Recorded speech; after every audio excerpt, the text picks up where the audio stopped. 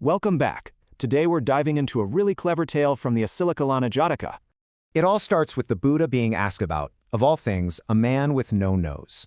He said it had happened before and told him a story from one of his past lives. So first up, we have the king's Brahmin. His job? To smell swords to see if they're any good.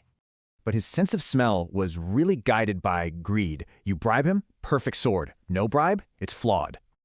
Okay, now for our second guy, a young prince who was totally in love with the king's daughter.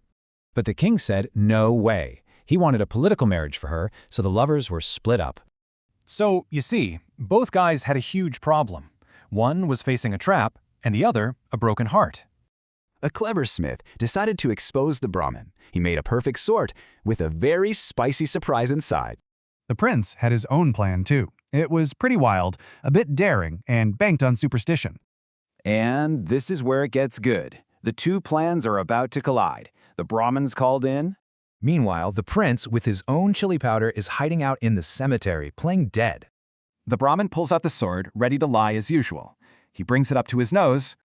Achoo!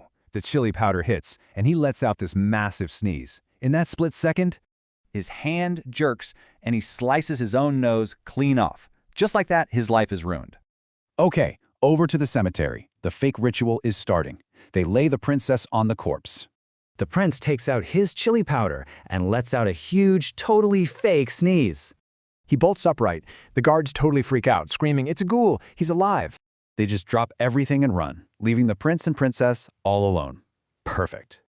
The plan worked. The king is thrilled, the curse is broken, and gives them the whole kingdom. so years go by. The prince is now king, and he spots the noseless Brahmin, totally ashamed. And the king says something really profound. Your sneeze brought you ruin, but mine brought me everything.